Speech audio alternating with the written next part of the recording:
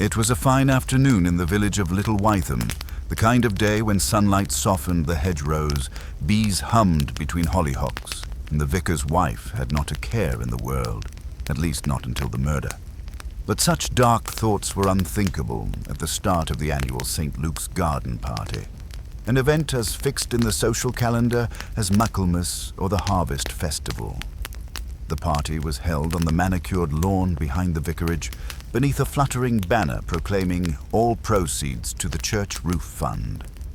There were trestle tables laden with sponge cakes and sausage rolls, treacle tarts, and little triangular sandwiches curling slightly at the edges. Children were squealing near the coconut shy, and the women of the village, all in florals, some in pearls, gathered in loose circles to exchange news, compliments, and speculation about who might take home the coveted silver spoon for the best jam. It was the sort of setting in which nothing dramatic could possibly occur, which, of course, made it the ideal place for it to happen. Miss Jane Marple, quietly ensconced in a wicker chair beneath a striped parasol, held a plate of Battenberg cake on her lap and a mild smile on her face. She had observed, without seeming to, nearly every interaction within her range of vision. At the table nearest her, Mrs. Violet Everley, widow of the late Dr. Everley and known to be rather fond of dry sherry and richer widowers, was engaged in lively chatter with Colonel Brackley, recently returned from somewhere vaguely eastern and considerably less trim than he had been during his service years. Nearby, young Lydia Drake, barely 19 and still glowing from her recent engagement to Peter Rowntree, a London solicitor's son with unfortunate ears and an enviable inheritance, accepted compliments with the practiced modesty of someone raised on flattery. "Isn't she blooming?" said Mrs. Weatherby, not unkindly but with a faint sniff. "Though personally, I think Peter's a bit damp." "Money always dries a man out, dear," replied Miss Hartnell, a wiry woman with a fondness for saying things that made people blink. Miss Marple smiled faintly into her teacup. That was precisely the sort of remark that bore remembering. It was just as the judging of the preserves was concluding, a dramatic tie between Mrs. Gillett's damson and the vicar's wife's raspberry, that the first scream rang out. It came not from the coconut shy, nor from the toddler's corner, but from the vicarage itself. A sharp, unmistakably adult scream. Conversation froze, forks hovered in midair, and then came the sound of footsteps, rushed, uneven, heavy, and the cry, "He's dead! Oh, Lord, he's dead!" People were already pushing toward the back steps of the vicarage when Miss Marple, with unassuming swiftness, set down her cake and followed.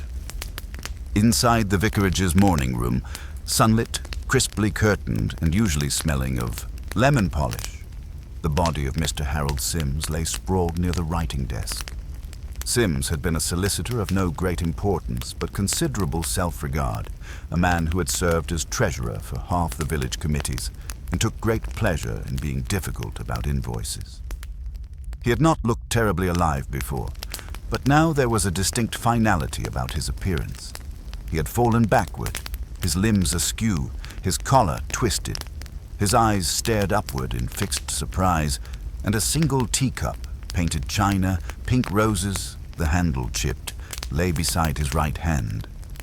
I brought the tray in for him," said the vicar's wife, pale and shaking. "He said he had a headache and would rather rest. I thought I'd be kind. Oh dear, he didn't even touch the fruitcake." Miss Marple looked gently at her. There, my dear. Quite a shock. But tell me, was that teacup his?" Mrs. Eccles blinked. "Well, of course it was. I brought the usual tray." Miss Marple's eyes remained kindly, but her voice was mild steel. "I don't believe it was. His set has no roses. It has forget-me-nots. I remember quite distinctly, just last Tuesday when I visited, he was very particular about that." In the sudden hush, the words hovered like the scent of lavender polish, calm, unassuming, but deeply out of place. And thus it began. Not with blood on the lawn, nor a gunshot in the dark, but with a teacup that didn't belong on the tray. Miss Marple sat quietly in the vicarage's morning room as the constable from Much Benham arrived to take control of the scene. She was not one to interject where official procedures were concerned, at least not yet. Constable Ridgewell was a pleasant enough young man, earnest and careful, but she suspected he was more used to bicycle theft and stray dogs than sudden deaths over tea.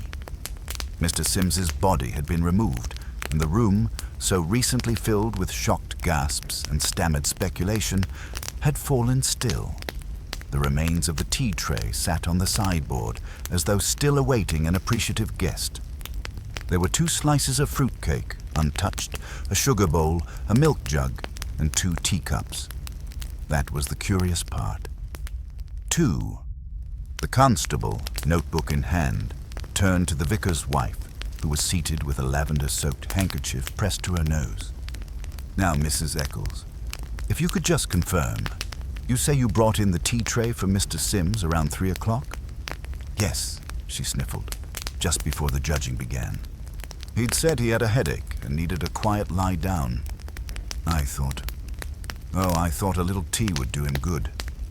He always took Earl Grey, 1 sugar, just a drop of milk, but..." She shook her head helplessly. "He never even touched it." Miss Marple's eyes flicked once more to the tray. The 2 cups, one with a smear of lipstick on the rim. A detail not yet noticed, it seemed. "Mrs. Eccles," she said gently, "did you drink tea with him yourself?" The vicar's wife blinked. "Goodness, no. I was hardly there a moment. Just put the tray down and left." "Then someone else did," Miss Marple murmured, more to herself than anyone else. "Someone who drank from the 2nd cup." Ridgewell paused, pen hovering. "You're quite sure, madam?" Miss Marple only inclined her head. "There's lipstick on that cup. Faint, but it's there. Coral pink, I should say. Not a shade Mr. Sims was likely to favor." The constable moved to examine it more closely and gave a soft exclamation. "Well, I'll be..." "And," she added, almost absent-mindedly, "he never drank fruitcake with tea. Said it sat too heavily. He told me so himself last Christmas." Ridgewell straightened, now visibly more alert. "That's useful to know. Might mean something, or it might not." "Oh, I rather think it does." The constable took the tray into the kitchen for inspection and returned to take statements from the guests. One by one, the villagers relayed their memories of the afternoon, each offering variations on the same scene: sunshine, small talk, lemon curd, a scream, confusion. But it was Mrs. Violet Everleigh who proved most talkative. She had been among the first to reach the house after the scream and had, by her own description, pushed straight into the morning room, out of instinct, of course. Not curiosity. Heaven forbid. "Poor Harold," she said with dramatic sigh. "I suppose some people will say unkind things, but really, he was quite decent under all that pompousness. Always had a courteous word for me, you know, and always such a stickler for order." "Indeed," Miss Marple said mildly. "In what way?" "Oh, everything had to be just so. Spoons facing the same direction. Letters opened with a silver knife. I once watched him rearrange an entire stack of hymnals at the church just because one was a 1/4 inch out of alignment." "I see." Miss Marple made a quiet, mental note. "And did you notice anyone entering the house from the garden before the scream?" Mrs. Everleigh pursed her lips. "Not exactly. But I did see Lydia Drake heading toward the house, just before 3, I believe. She looked rather flustered." "Lydia." Miss Marple's voice remained neutral. "Was she alone?" "As far as I could see. But I wasn't exactly spying, dear. It was just one of those things you glimpse in the corner of your eye." Lydia Drake. The pretty young fiancée with the sweet smile and nervous laugh. Miss Marple remembered how the girl had dropped her glove near the cakes and hastily retrieved it, her hands trembling. Nerves, perhaps, or something more. As the sun dipped lower over Little Wytham, casting long shadows over rose bushes and gravel paths, Miss Marple took her leave of the vicarage. and made her way slowly down the lane. The incident had stirred the village like a spoon in a pot of simmering jam, and already the gossip was beginning to bubble over. At the post office, Miss Hartnell was holding court, one elbow on the counter, her voice lowered to just above a whisper. "I tell you," she said, "it's poison. I heard it from Dr. Graham's assistant, and she heard it from the constable. Something slipped into his tea, most likely. Arsenic, maybe, or cyanide." Miss Marple did not interrupt, but she lingered just long enough to hear Mrs. Weatherby reply, "It's always the quiet ones, I say. You watch. It'll be that Rowntree boy. He's far too polite to be genuine." "I wouldn't be so sure," Miss Hartnell said darkly. "Sims had plenty of enemies, especially after that business with the land deeds last spring. Miss Marple turned away before they noticed her. Idle speculation had its uses. People often said more than they meant to when they were guessing, but she preferred facts, or at least the bits of behavior that masqueraded as such. The land deeds. She remembered something about that. Sims had refused to approve a transfer for a small parcel of land that the Drakes had hoped to sell to pay off old debts. It had caused a quiet scandal at the time, and though most had forgotten, Miss Marple had not. She found Lydia Drake in the rose arbor behind her family's cottage, seated on a wrought iron bench, hands clenched tightly in her lap. "My dear," Miss Marple said gently, "you look dreadfully pale. May I sit with you a moment?" Lydia glanced up, startled. "Oh, yes, of course." Miss Marple lowered herself onto the bench with a quiet sigh. "Such a lovely garden. I remember when your grandmother planted those climbing roses. She said they were difficult, but worth the trouble. Yes, she loved this place. Your grandmother had a great deal of strength, you know, much like you, I suspect." Lydia gave a small, brittle laugh. "I'm not strong. I feel as though I might break." "Loss has a way of fraying the edges," Miss Marple said, her tone kind. "Were you close to Mr. Sims?" Lydia looked away. "Not particularly. He'd been advising my father on some legal matters. But he always made us feel small, like we were wasting his time. I understand he denied your father's request concerning the sale of land." Lydia's shoulders stiffened. "Yes, he said it was improper, that the deed had a technical clause which required my grandfather's approval, and he's been dead 10 years. It was cruel. He knew we needed the money." "And so, perhaps," Miss Marple said gently, "you went to speak to him. One last attempt to persuade him." Lydia turned sharply, her face pale. "I didn't kill him, Miss Marple. I went to the door, yes. I meant to talk to him, but I lost my nerve. I stood outside and then turned back. That's all." I swear Miss Marple reached over and patted the girl's hand. "I believe you, my dear. But someone did go inside. Someone who brought a cup with coral pink lipstick. Someone Mr. Sims trusted enough to sit with privately. And perhaps someone who wanted that fruitcake to be the last thing he ever touched." Lydia stared at her. "You think it was a woman?" "I think," Miss Marple said, rising with a quiet smile, "that people often reveal more by what they leave out than by what they say. And someone brought a teacup that didn't belong on the tray." She paused, glancing toward the village, now settling into dusk, its chimneys whispering smoke into the cooling air. "In Little Witham," she said, almost to herself, "everything is so terribly tidy, until you look beneath the lace." And with that, she walked slowly away, her thoughts already spinning threads of motive, method, and misdirection. The morning following the garden party, Little Witham was a village stirred not only by the lingering scent of roses and freshly brewed tea, but by the relentless hum of whispered conversations and sideways glances. Miss Marple, as ever, moved through the day with the unruffled calm of someone accustomed to both the predictable and the unforeseen. The death of Harold Sims was still the subject of hushed speculation in every household, But for her, the puzzle had only just begun to settle into a form worth unraveling. She made her way first to the vicarage, where Reverend Eccles and his wife were receiving visitors with a graciousness that masked exhaustion. The vicar, a tall man with a lined face that betrayed a kind-hearted soul, welcomed Miss Marple warmly, though his eyes were shadowed with concern.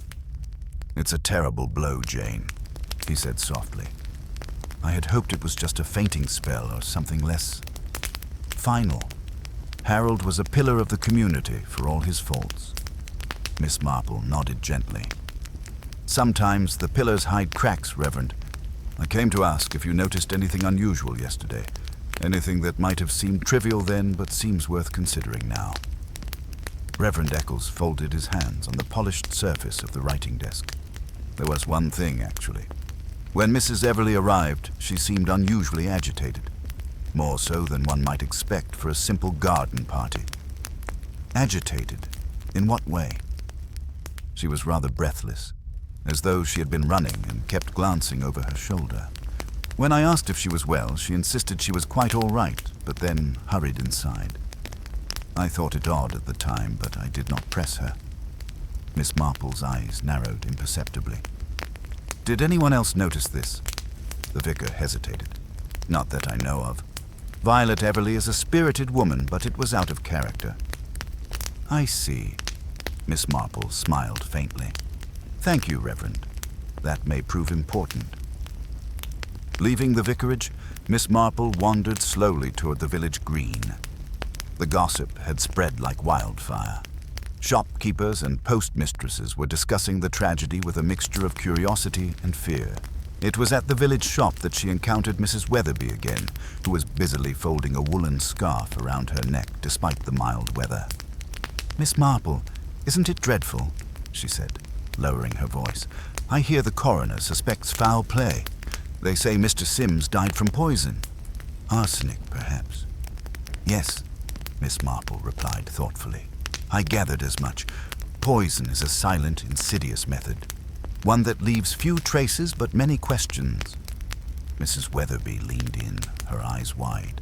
"And there's talk that Mr. Rowntree had a quarrel with Sims not long ago. Some say over money, some say over Lydia."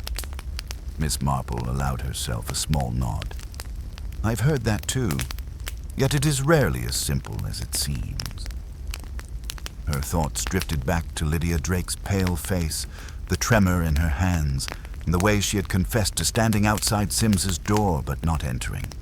Was it fear, guilt, or something else entirely? At the village pub, Miss Marple found Colonel Brackley nursing a glass of sherry. The colonel was a tall man with a military bearing that had not softened with age, his keen eyes scanning the room as though looking for threats invisible to others. "Miss Marple," he greeted her with a nod. "I hear the village is quite unsettled." "Yes, Colonel. I'm afraid the peace has been shattered." He gestured toward the fireplace. "May I offer you a seat?"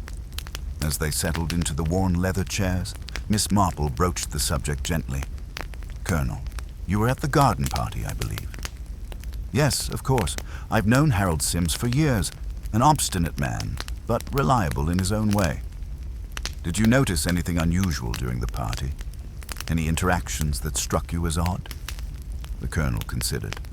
"Well, now that you mention it, I did see Mrs. Everleigh speaking with Mr. Sims near the rose bushes. They seemed to be in some sort of disagreement. Violet's temper can be fiery when roused." "And did it seem serious?" "Difficult to say. They were lowered voices, but Mrs. Everleigh's face was flushed, and she gestured sharply with her hand. I thought perhaps they were arguing about the raffle or some village matter."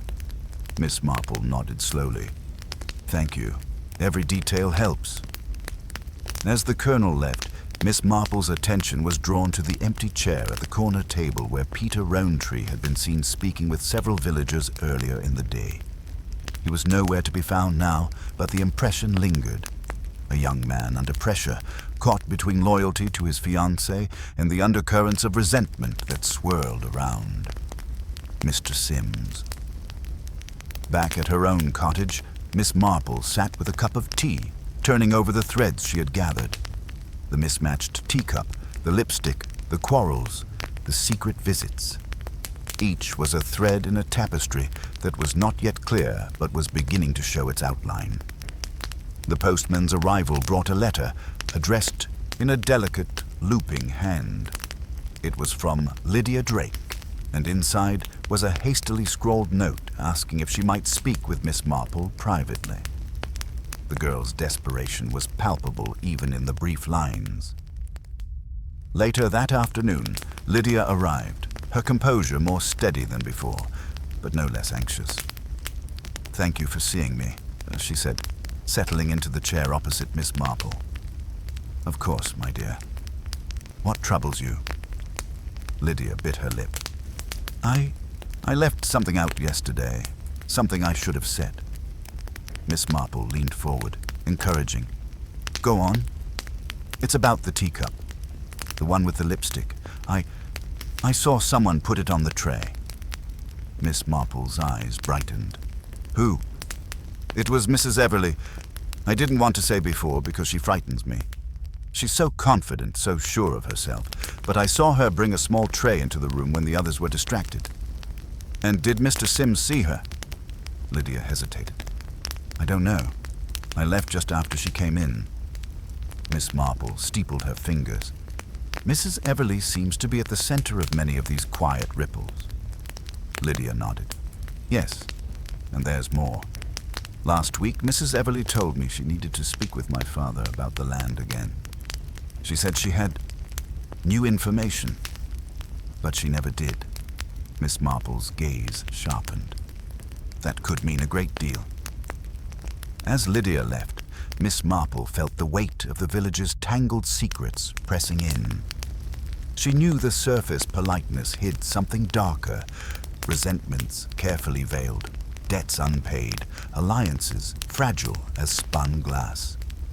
That evening, she attended a meeting with Constable Ridgewell and Reverend Eccles to review what was known so far. The constable presented the coroner's report.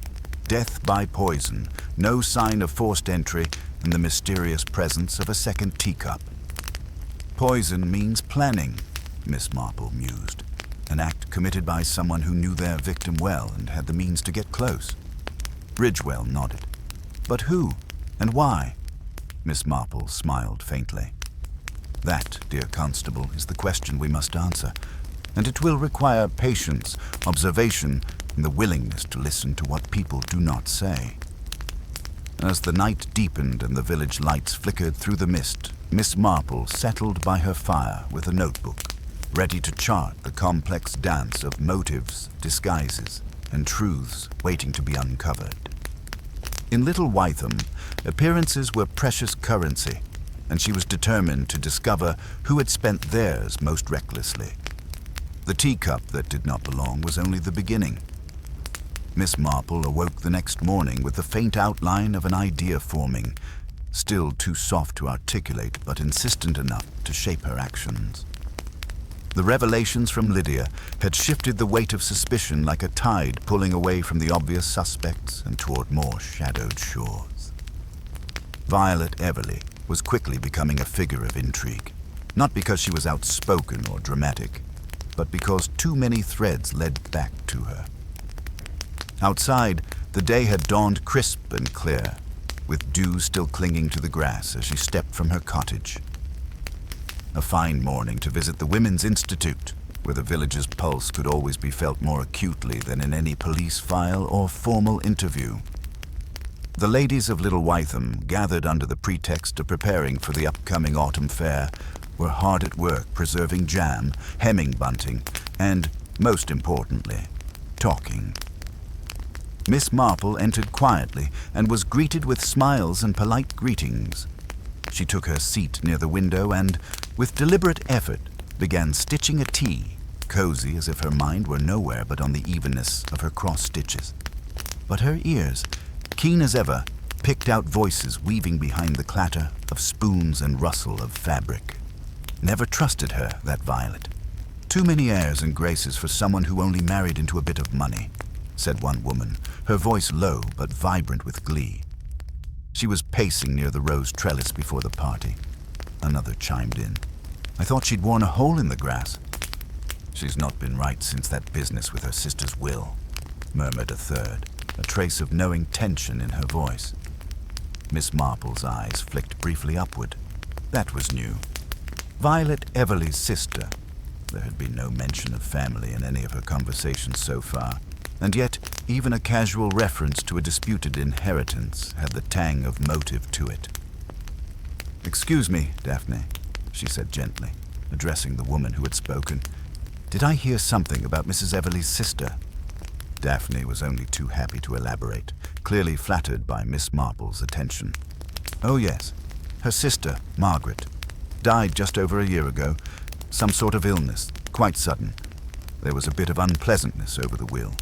Margaret had no children, and the house in Devon was expected to go to Violet. But instead, it went to a cousin, caused quite a stir. I see, Miss Marple said softly. And Mrs. Everleigh didn't contest it. Not formally, but she was bitter. Still is, I should think. The cousin, a man named Dennis Colby, was a surprise to everyone. Barely knew Margaret. Curious, Miss Marple said with the faintest of smiles. One never quite knows what secrets a family tree might hide. By midday, she had excused herself and was on her way to the library, where old parish records and newspaper clippings were kept in bound ledgers, dusty but meticulously maintained by the local historian. Mr. Farthing, a bespectacled man with a mind like an index card file, welcomed her with a solemn nod. Looking for anything in particular, Miss Marple? Just a bit of family research, she replied, her voice mild. The Everleighs, if you happen to have anything. Especially any mention of Violet's late sister, Margaret. He returned some 20 minutes later with 2 volumes and an envelope. These cover the local notices from Devon, where the Everleighs originated. Margaret Simcox, that was her maiden name. She married a gentleman in the military, but he died young. She went back to her family's estate shortly after. The envelope contained a photograph, yellowed at the corners. It showed 2 women, Margaret and Violet, unmistakably sisters, though Margaret's smile seemed less guarded, her posture looser.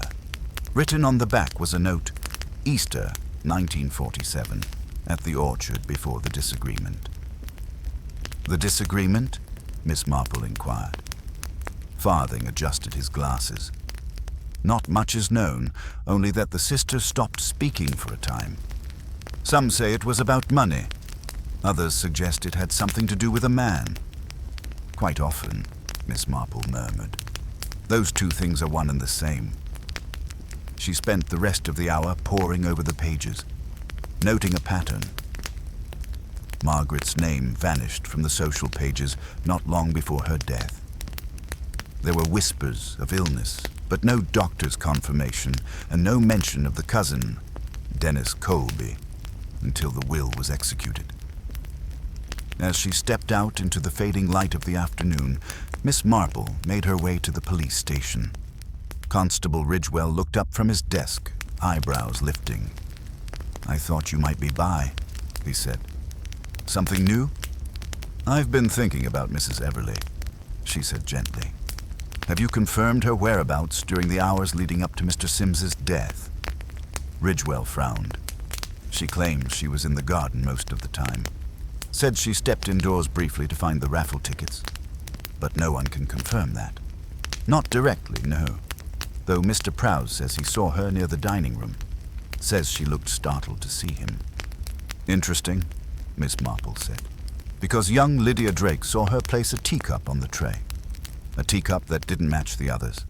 And now I find mention of a disputed inheritance. Her sister died rather conveniently, it seems. Ridgewell leaned forward. You think Mrs. Everleigh is behind this? I think, Miss Marple said softly, that Mrs. Everleigh is someone accustomed to winning. And when she loses, she finds a way to make it right, by her own sense of justice. The constable nodded, the gravity settling in. I'll make inquiries about the sister's death. Quietly. As she left, Miss Marple passed Peter Rowntree heading toward the bakery.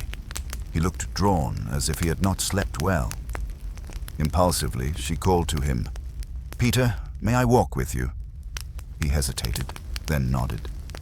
As they strolled, she asked gently, "You and Lydia, things are not easy, are they?" He shook his head. "She's different since Harold died. Nervous. I don't know what to do." "Sometimes," Miss Marple said, "the best thing you can do is listen to what frightens a person, rather than trying to fix it." Peter looked at her, eyes clouded. "Do you think she's in danger?" "I think," she said carefully, "that whoever killed Harold Sims did not do it in a moment of passion. They did it because something very old and very personal, was threatened." Peter stopped in his tracks. "You think it wasn't about Lydia at all?" "I think Lydia may have been a distraction, or worse, a convenient scapegoat." She parted from him near the post office, leaving him with more questions than answers, but also, perhaps, with a deeper resolve to protect the woman he loved. That evening, as dusk pressed against the windows of her cottage, Miss Marple took out the photograph again. Margaret and Violet, smiling once. Easter, 1947. Before the disagreement. What disagreement could fracture a bond so tightly wound? What secret had simmered beneath the surface long enough to kill, more than once if need be? And what part, if any, had Harold Sims played in unearthing it? The pieces were still scattered, but the outline was emerging. The teacup, the sister, the will, the quarrelsome visit to Sims's study. Someone had come to silence the past, and Miss Marple, with the quiet certainty of one who had seen it all before, knew that past would never stay buried for long. The next morning brought a soft drizzle, the sort that seemed to seep quietly into the bones and encourage contemplation. Miss Marple, wrapped in her dove-grey shawl, sat beside her modest fire, teacup balanced on her knee and the photograph of Violet and Margaret resting on the small table beside her. She had looked at it several times now, but each time a different detail emerged. The way Violet's hand was clenched at her side, while her sister leaned, smiling, just slightly away from her.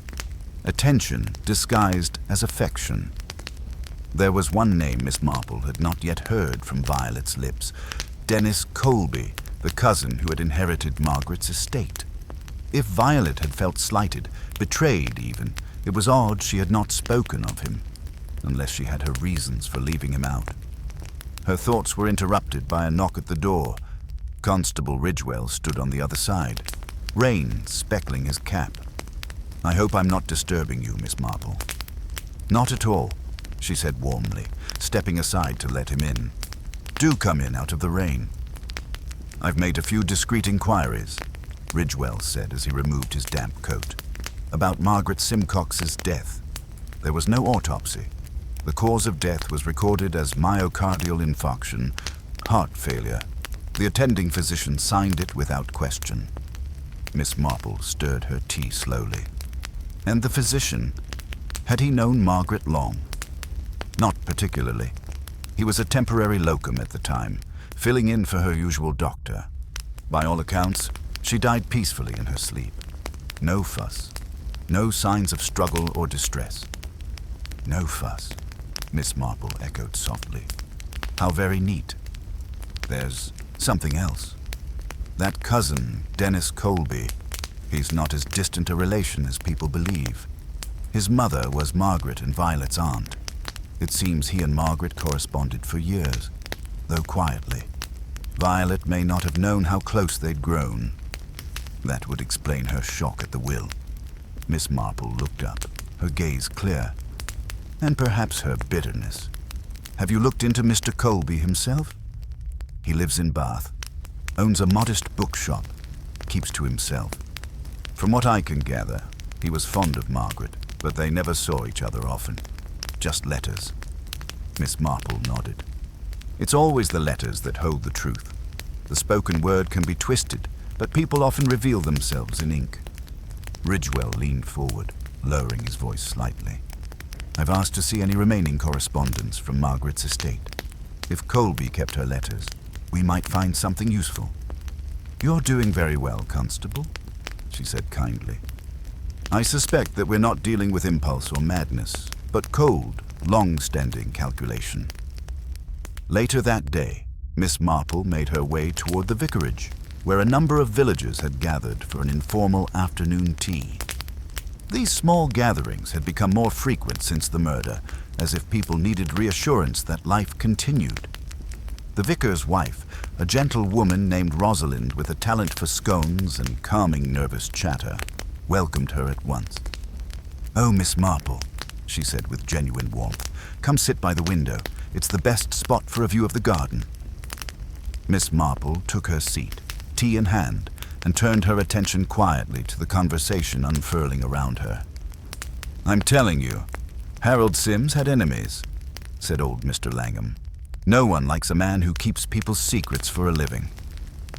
"I heard he was about to publish something," whispered Mavis Appleton, a narrow-faced woman whose voice always suggested a secret too large for her to carry. "Something scandalous." "Now, Mavis," Rosalind interjected mildly, "surely that's just village talk." But Miss Marple perked up. "Publish something, you say? Did Harold write?" "He kept notes, apparently. On all sorts of things. Old gossip, property disputes, scandals, even a few stories, I think." "Fiction?" Miss Marple asked. "Some of it, yes. But some... well, that's what people are saying. Some of it was a thin veil over real events." Miss Marple's mind moved quickly.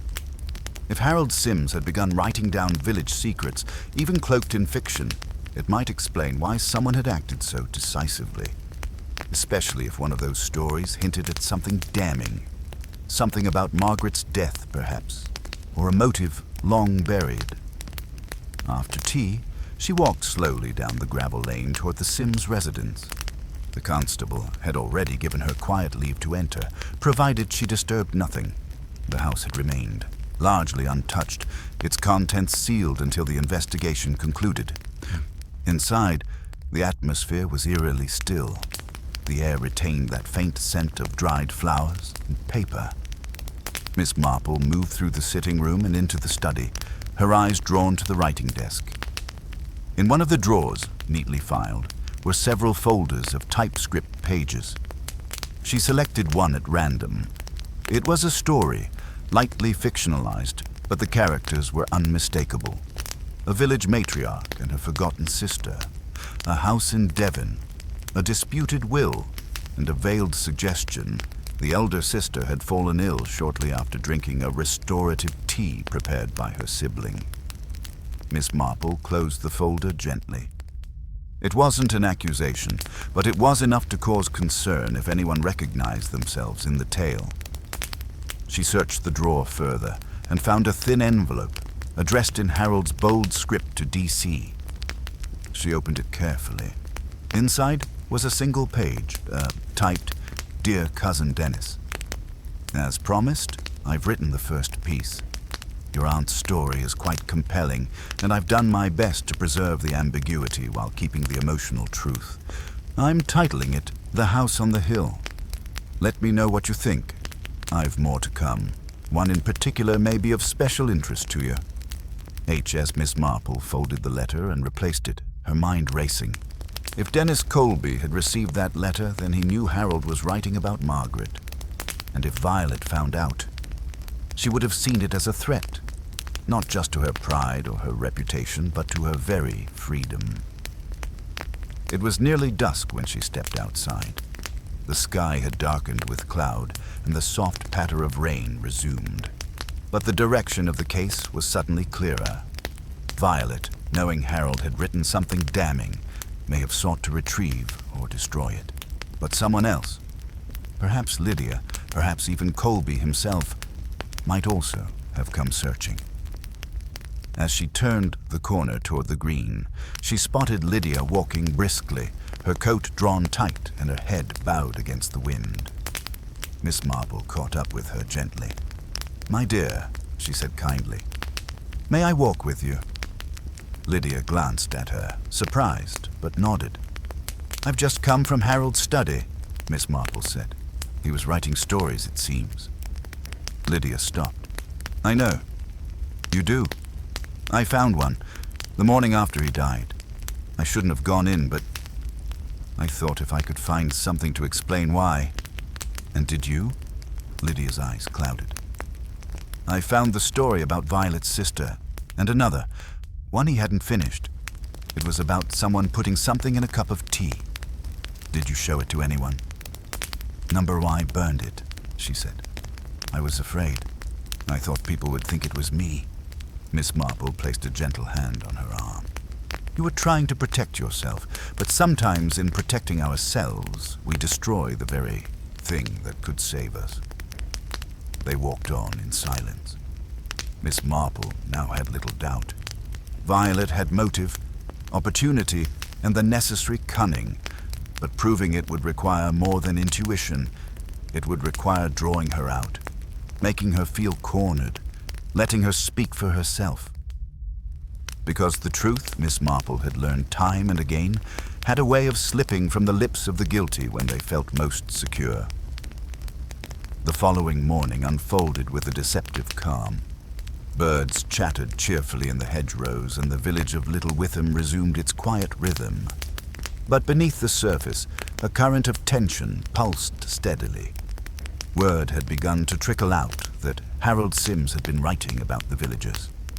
Stories, yes, but stories with teeth. Stories that might wound. Miss Marple rose early, stirred by a sense that the puzzle, so long a cloudy tangle, was beginning to take shape. There was still one person she needed to speak with, someone curiously absent from much of the recent discussion, yet close enough to have insight no one else could. She found Nathaniel Prowse in his greenhouse, tending to a row of late chrysanthemums. The scent of damp earth and delicate blossoms filled the air. "I didn't expect company, Miss Marple," he said, wiping his hands on a cloth. His tone was polite but guarded. "You've been most helpful throughout this dreadful affair," she began, her voice warm and unthreatening. "But there's something I must ask. About Violet Everly." He hesitated only a second. "What about her? You said you saw her near the dining room the afternoon of the garden party, that she seemed startled to see you." "I did," he said slowly. "She was flustered. I thought perhaps she'd lost something. But she didn't mention it. Number just hurried off. I assumed she didn't want to be bothered. Violet can be private." "She can indeed," Miss Marple agreed. "Did you happen to see her again, nearer the time Mr. Sims was found?" Prowse shook his head. "Number I was speaking with Mrs. Dawlish about the flower arrangements then, but what, Mr. Prowse?" He frowned, thoughtful.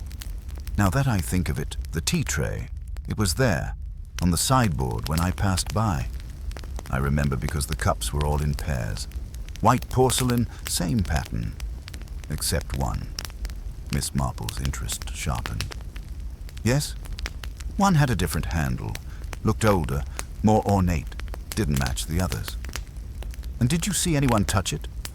"No, but when I returned later, after they'd found Harold, it was gone." Miss Marple nodded, a quiet satisfaction settling behind her eyes. "Thank you, Mr. Prowse. You've helped more than you know."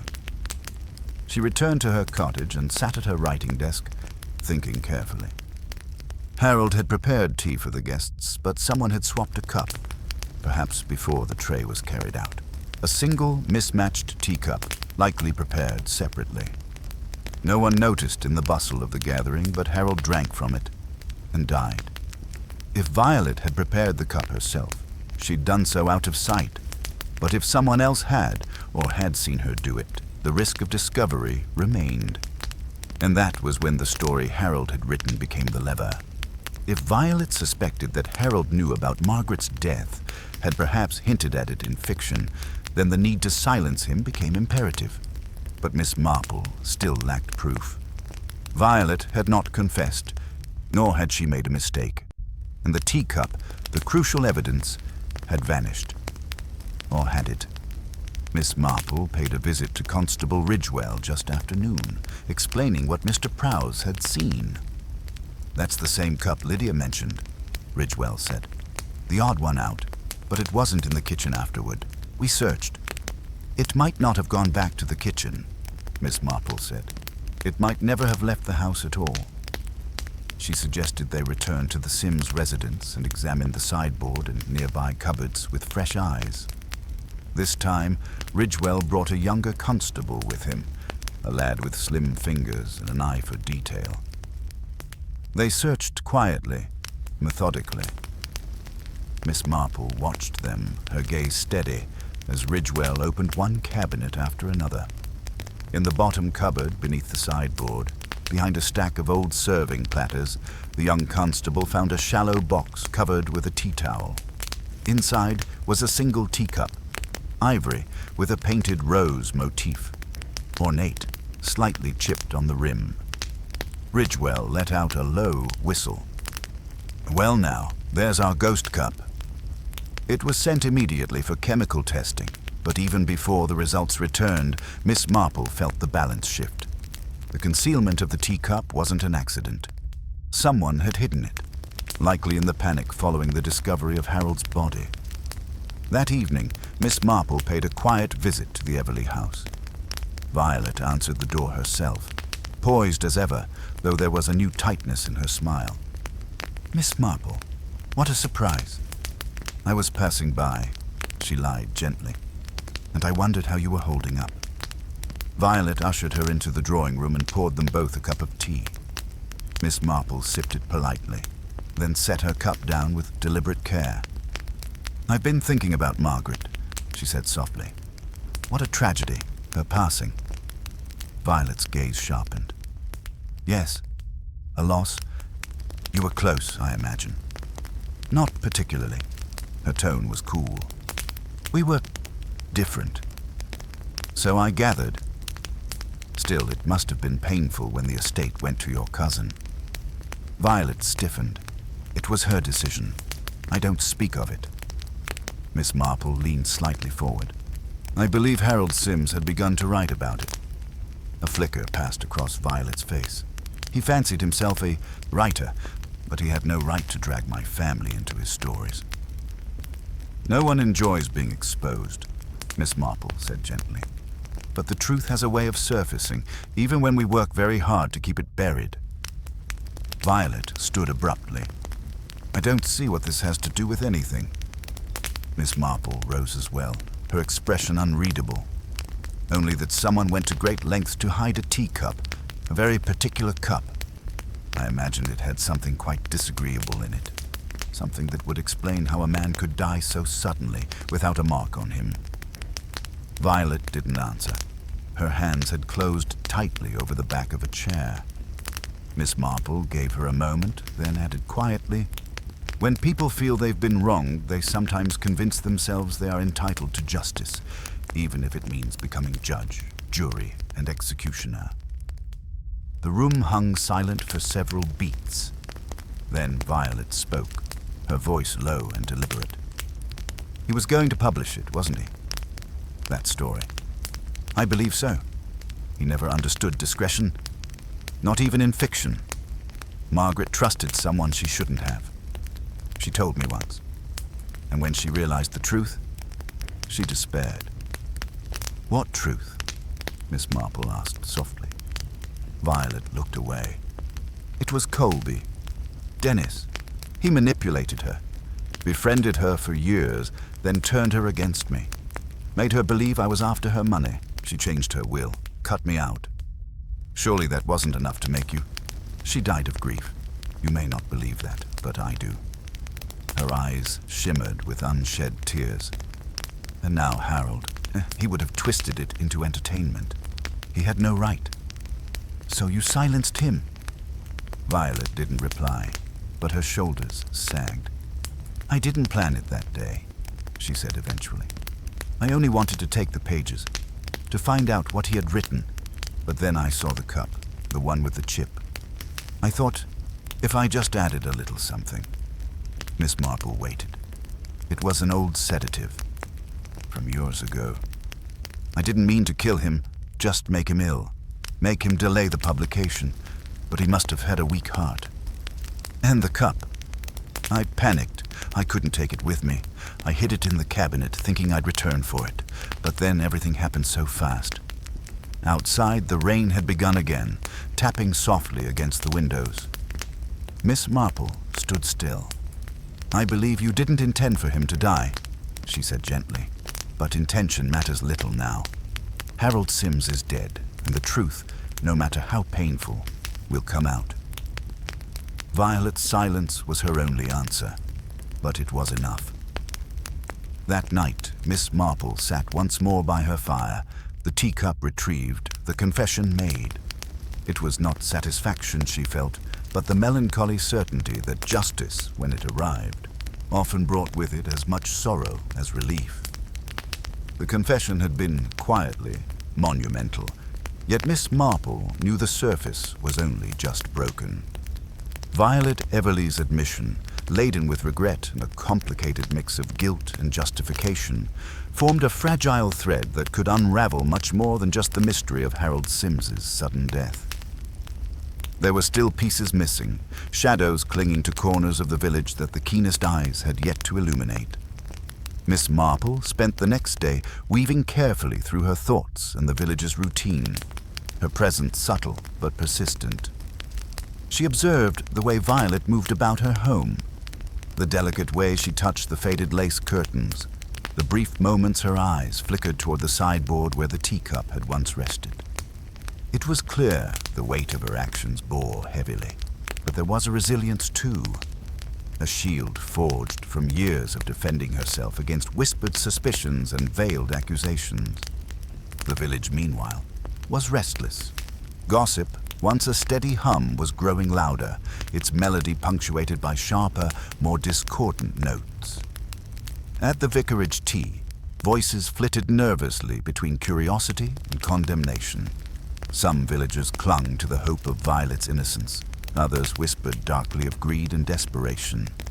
It was, as always, a tangled web of truth, half-truths, and outright fabrications. Miss Marple's thoughts returned often to Dennis Colby. He was a distant figure, one who had wielded unexpected influence over Margaret and, by extension, over the Everleigh sisters. Yet he had remained in the background, like a shadow cast by the flickering light of the village's shared secrets. She resolved to bring him into her quiet examination of motives and opportunity. A letter was dispatched, courteous and precise, inviting Mr. Colby to Little Wytham under the pretense of discussing the estate's unsettled matters. The reply came swiftly. He would arrive by the afternoon train, a thin man with gentle eyes, whose quiet demeanor masked a certain wariness. When Dennis Colby appeared on the village platform, Miss Marple greeted him with a steady smile and a careful warmth. His manner was polite, his speech measured, but there was an undercurrent of tension that suggested he too bore scars beneath his calm exterior. They walked slowly toward the Everleigh house, the muted patter of rain softening their footsteps. Miss Marple led with the gentleness of one who knows that the smallest details may unlock the greatest truths. "Mr. Colby," she began, "I imagine this has been a difficult time." He nodded, his gaze distant. "It has. Margaret was more than a cousin. She was a friend. I never wished to cause her harm. Yet there was discord," Miss Marple said softly. "You and Violet had differences." Dennis sighed, a sound like wind stirring dead leaves. "Yes, Violet felt I had usurped her place. It's true I encouraged Margaret to reconsider the will, but it was because I believed Violet would squander the estate. Did you ever suspect she might go to desperate lengths to prevent that?" "No," he said firmly. "But I see now I underestimated the weight of old grievances." Miss Marple's eyes held his. Old grievances have a curious way of festering. Dennis hesitated, then added, "I did visit the Everleigh house the day Harold died." Miss Marple inclined her head. "You did?" "I wished to speak with Violet, to calm things if I could, but I found her agitated, and she would not see me." "And the teacup?" Miss Marple asked quietly. Dennis's expression faltered. I noticed it, the one out of place. She told me later it was a family heirloom. She said she meant no harm, but I suspect she was hiding something. Miss Marple's thoughts spun a subtle web. The heirloom cup, a cherished vessel now stained with the memory of death, symbolized much more than its delicate porcelain. It was a touchstone of family pride, betrayal, and the desperate hope to control fate's cruel hand. As they spoke, Miss Marple's keen gaze caught a faint tremor in Dennis's hands. "Have you been unwell?" He smiled faintly. "The past weeks have taken their toll, but nothing serious." Yet Miss Marple suspected that beneath the surface, tension stretched thin and truths strained toward breaking. Later, in the quiet solitude of her cottage, Miss Marple arranged the threads of the day's revelations. The confession from Violet, Dennis's unexpected visit, the hidden stories of Harold's manuscripts. Each element was a step closer to understanding the full picture, but there remained a puzzle piece still out of place. Her thoughts returned to Lydia Dawlish, who had burned one of Harold's manuscripts in fear, perhaps unknowingly destroying evidence vital to unveiling the whole truth. Miss Marple knew Lydia's loyalty and fear were intertwined with more than mere happenstance. She resolved to visit Lydia again, this time with a different approach, gentle probing rather than questioning. People like Lydia, who carried their secrets beneath layers of protective affection, could sometimes be led to reveal what the past had locked away. The afternoon sun broke through clouds as Miss Marple reached Lydia's cottage. The garden was a riot of late blooms, but the woman herself was subdued, the sparkle in her eyes dimmed. "Lydia," Miss Marple greeted softly, "I wonder if we might speak again. There are things that need understanding, and you may hold the key." Lydia hesitated but nodded. "I want to help, Miss Marple. I truly do." They sat together over tea, the air thick with unspoken fears. Miss Marple spoke with the quiet patience that had unmasked many a hidden truth before. "Harold's writings frightened you, didn't they?"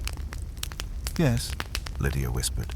"He knew too much. He was going to publish more, things that would shame people, things that I thought might destroy us all." "Did you ever think of telling Violet or anyone else?" "No," Lydia said, shaking her head. "I was afraid of what they might do if they knew how much he knew. And the night Harold died, Lydia's hands trembled. I stayed up late, reading. I heard voices downstairs, Violet and Mr. Prowse arguing. I didn't want to listen, but I couldn't help myself." Miss Marple leaned forward. "What did you hear?"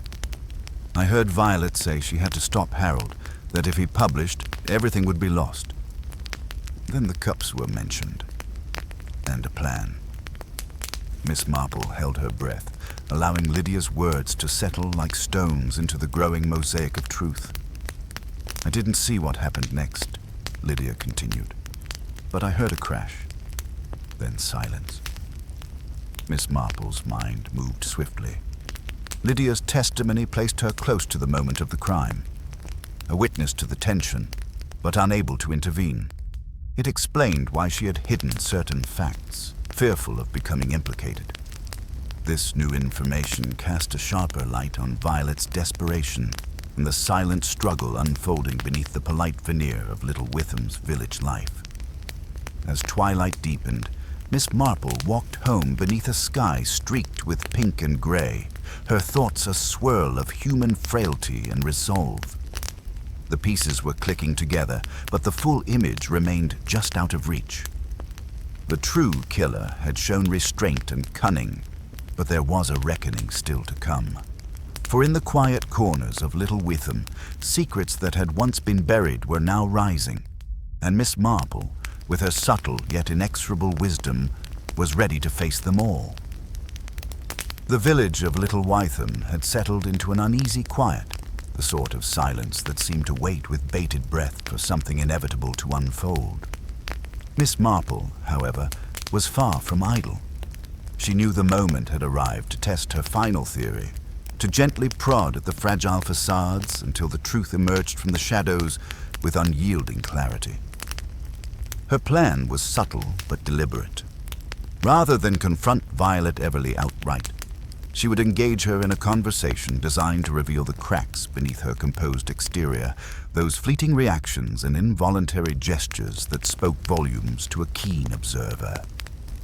Late that afternoon, Miss Marple arranged a visit under the pretext of discussing the ongoing legal complications of the Everly estate. Violet greeted her with a cautious smile, as though bracing for yet another inquisition. But Miss Marple's approach was different. Warm, inviting, almost conversational. As they settled in the drawing room, Miss Marple began to speak of the estate's future, of the burdens Violet now carried, and the ways the past had shaped the present. Her voice was gentle, weaving stories of loss and regret that mirrored Violet's own. "Sometimes, Violet," Miss Marple said, "we carry more than our share of sorrow. It's the quiet griefs, those untold and unseen, that often do the most damage." Violet's eyes flickered briefly, a shadow crossing her features before she masked it with a delicate nod. "I understand," Violet replied softly. "It has been difficult." Miss Marple allowed the silence to stretch, then gently shifted the conversation. "You mentioned before that you did not intend to harm Harold Sims, that the teacup was meant only to delay him. But of course, things did not go as planned." Violet's fingers tightened on the edge of her chair. "Number Rye only wanted to protect what was left of my family's dignity." "Protecting one's dignity can sometimes lead to unintended consequences," Miss Marple murmured. "But what puzzles me is this. If you wished only to delay Harold, why hide the cup so thoroughly? And why not tell someone? Confide in a friend, perhaps?" Violet hesitated, then her defenses slipped for just a moment. "Fear," she whispered. "Fear that no one would understand, that they would condemn me." Miss Marple's gaze softened. "Fear can be a powerful motivator, but it can also cloud judgment. You must understand, Violet, that in this village, people see more than they say. They notice the smallest details, even the teacup." Violet's breath caught, and Miss Marple saw the flicker of panic, just for an instant, before she composed herself.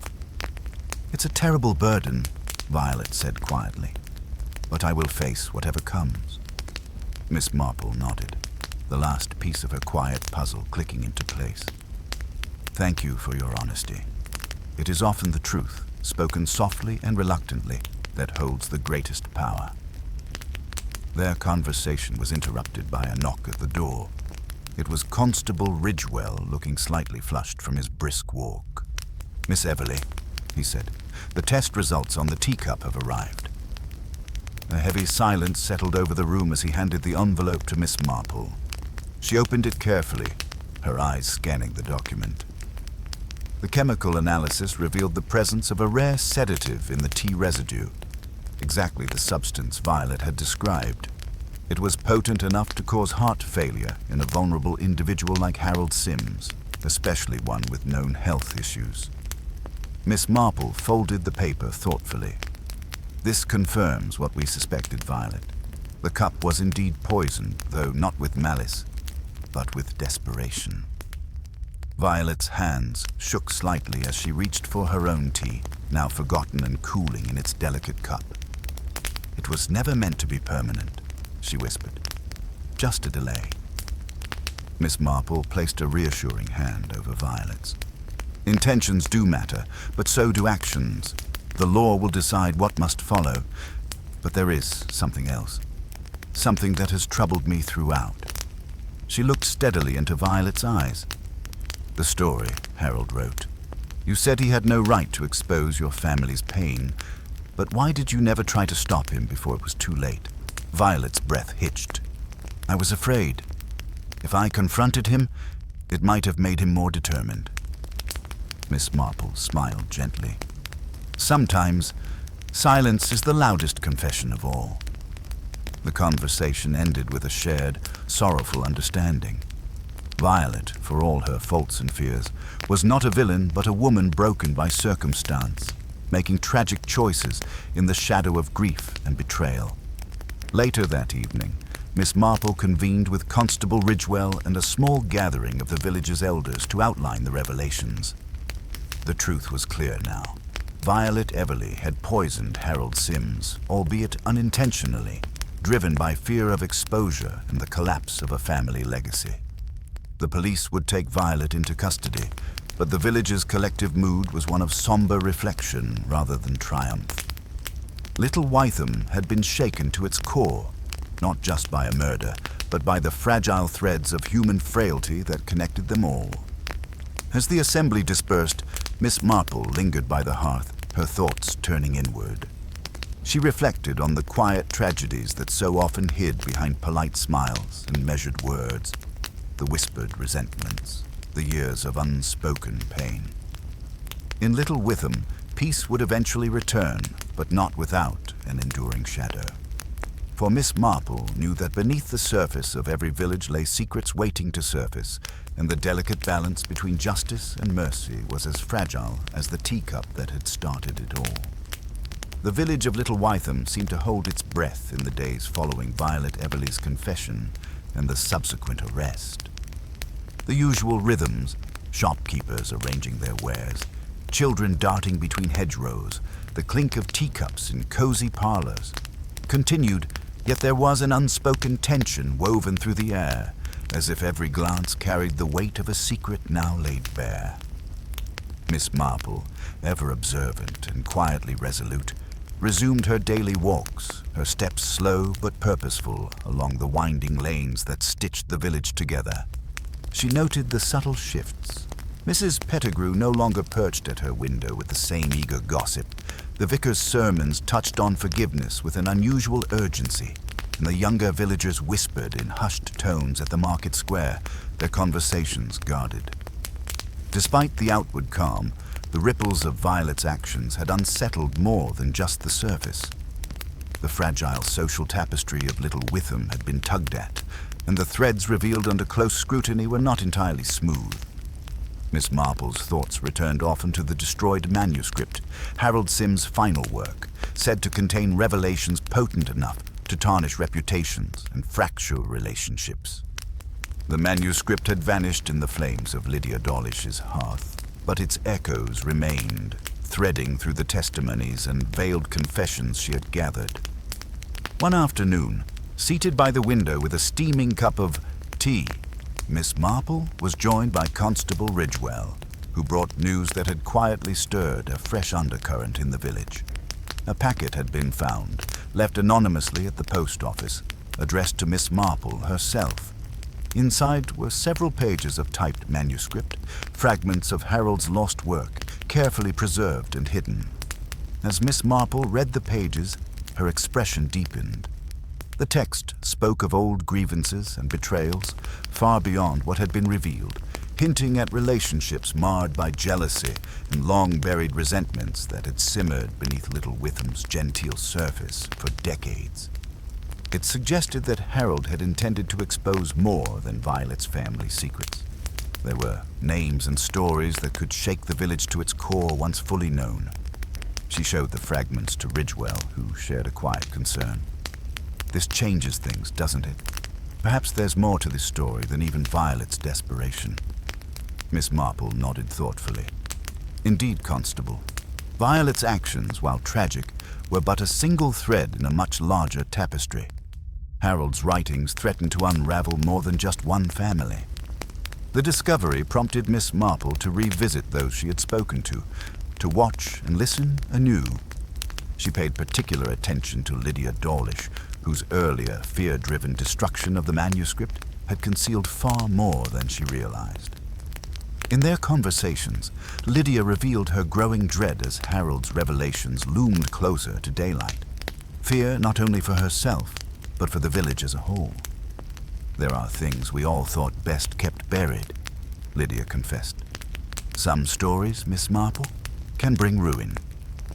Miss Marple, with gentle persistence, encouraged Lydia to speak of those stories, not with accusation, but understanding.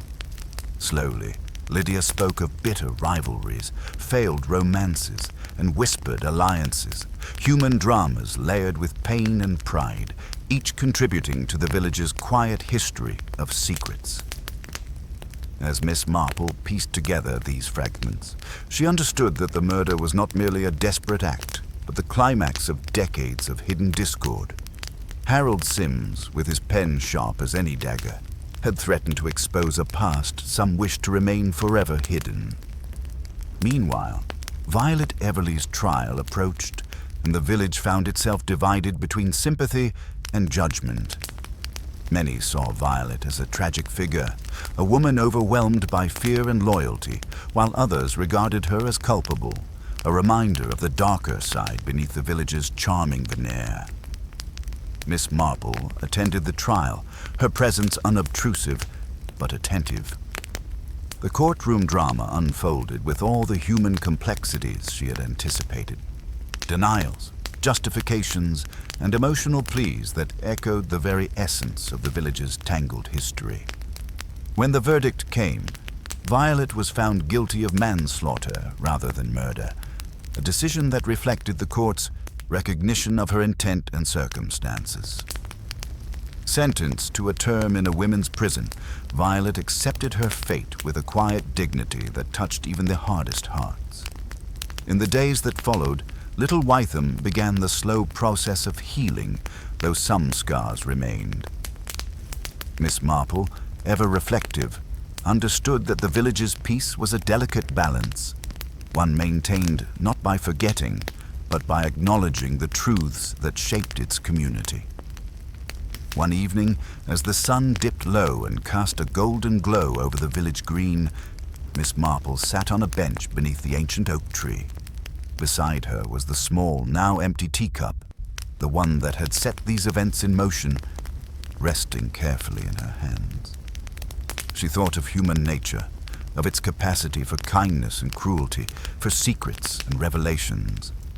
She knew that little Wytham would continue to guard its stories, some forever untold, others whispered in quiet moments over tea and firesides. But she also knew this: wherever there were people, there would be mysteries, and where there were mysteries, there would always be a Miss Marple, watchful, gentle, and unyielding in her pursuit of truth. As twilight settled gently over little Wytham, casting long shadows across the village green, Miss Marple sat quietly by the ancient oak tree, her hands folded neatly in her lap. The teacup, that fragile vessel, once a seemingly insignificant detail, lay beside her on the bench, its porcelain surface catching the fading light. The village had slowly begun to settle into a fragile peace, yet Miss Marple's mind was far from rested. There remained one final truth to unravel, one subtle thread to follow to its end. The discovery of Harold Sims's fragmented manuscript had peeled back layers of the village's genteel facade, exposing old wounds and simmering resentments. Violet Everleigh's desperate act, though grievous, was but the outward symptom of a far deeper malaise. Yet as the trial concluded and Violet faced her sentence, a question lingered. Who, beyond her, might have seen Harold's revelations as a threat worth silencing? Miss Marple's thoughts returned to Lydia Dawlish, whose frightened destruction of the manuscript had concealed a deeper fear. Lydia's earlier words, though given under duress, hinted at alliances and motives more complex than mere self-preservation. And there was one name that had remained curiously absent from the village gossip: Geoffrey Maltravers, the recently returned nephew of the late Lord Everleigh, whose sudden arrival before the tragedy had gone almost unnoticed amid the turmoil. It was to Geoffrey's modest cottage on the village's edge that Miss Marple now made her way, her steps measured and composed. The door opened before she could knock, revealing a man whose calm exterior masked an undercurrent of tension. "Miss Marple?" he greeted her, his voice smooth but guarded. "To what do I owe the pleasure?" She smiled gently. "I hoped we might speak, Geoffrey. There are loose ends that need tying, and your name has come to mind more than once." He gestured her inside, and they settled in the sitting room where sunlight filtered softly through lace curtains. Harold Sims's manuscript, Miss Marple began, was destined to expose certain truths that would not have been convenient for everyone. Geoffrey's eyes flickered, but he said nothing. "I understand your return was timely," she continued. "Lord Everleigh's passing left questions of inheritance, of family honor. A scandal could have cost you dearly." Geoffrey leaned forward slightly. "I came to protect the family legacy. Harold's writings threatened to tarnish it." Miss Marple nodded. "Protecting one's family is natural, Geoffrey. But how far would you go to ensure its reputation remained intact?" A shadow crossed his face, and for the first time he lost his composure. "The truth is dangerous," he said quietly. "Harold was reckless, and some things should have stayed buried." Miss Marple watched him carefully. It seems someone feared the manuscript enough to silence Harold. Violet Everleigh's act was desperate, but there was another hand in this. Geoffrey's eyes darted toward a small writing desk in the corner, where a folded piece of paper rested, almost inviting. Miss Marple rose and crossed to it, unfolding the note within. It was a letter, unsigned but unmistakably penned in Geoffrey's distinctive script, warning Harold to desist or face consequences. Confronted, Geoffrey's defenses crumbled. He confessed to confronting Harold the evening before the tea party, desperate to persuade him to abandon the manuscript. When Harold refused, words turned heated. Geoffrey claimed he left, unaware of Violet's tragic interference moments later. Miss Marple's voice was gentle but firm. "You sought to intimidate, but the fatal act was Violet's alone. Yet your actions, driven by fear and pride, set the stage for tragedy." Geoffrey bowed his head, the weight of his guilt settling upon him. "I never wished for death, only to protect my family." The delicate balance of justice was struck. Geoffrey was charged with coercion and intimidation, while Violet's sentence remained for manslaughter, a tragic reckoning of intentions and outcomes. As Miss Marple walked back through the quiet village streets, the final puzzle pieces fit into place. The teacup that didn't belong on the tray was not merely a vessel of poison, but a symbol of fear, loyalty, and the tangled web of human motives that so often underlie crime. In Little Witham, peace would return, fragile but genuine, tempered by the knowledge of what had been uncovered. And Miss Marple, ever watchful, would remain the guardian of its quiet truths, her sharp eyes and gentle heart ready to untangle the next mystery hidden just beneath the surface.